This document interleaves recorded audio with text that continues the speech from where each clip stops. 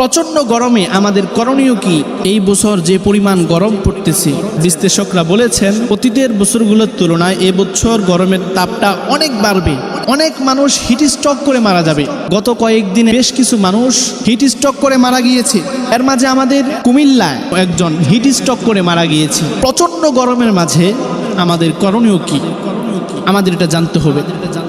এর মধ্যে এক নাম্বার করণীয় হচ্ছে চিকিৎসকরা আমাদেরকে যে সমস্ত নির্দেশ দিবে আমরা এই নির্দেশগুলো যথাযথ পালন করব।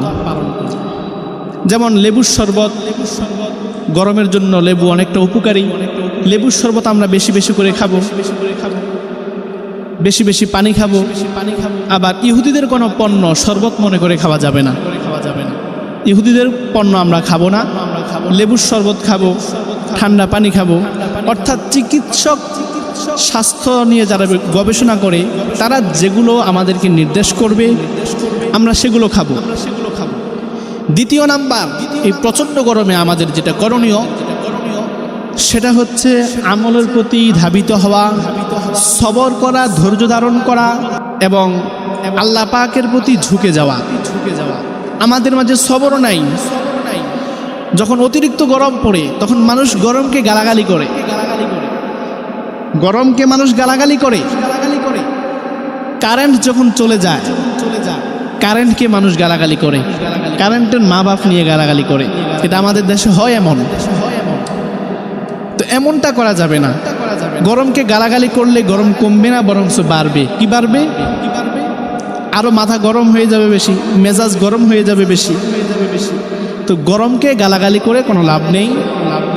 আপনাকে যেটা করতে হবে ধৈর্য ধারণ করতে হবে।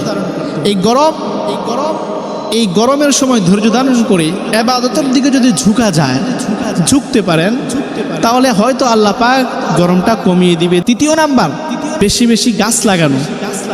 গাছ এটা মানব দেহের জন্য কতটা জরুরি এটা আমরা সকলেই জানি। গাছ লাগালে গরমের তাপমাত্রা কমে যায়, গাছ লাগালে রৌদ্রের তাপ কমে যায়। গাছ লাগানোর সওয়াবের ব্যাপারে কেউ যদি মসজিদ নির্মাণ করে এটা যেমন সাদকায়ে জারিয়া, কেউ মাদ্রাসা নির্মাণ করলে এটা যেমন সাদকায়ে জারিয়া।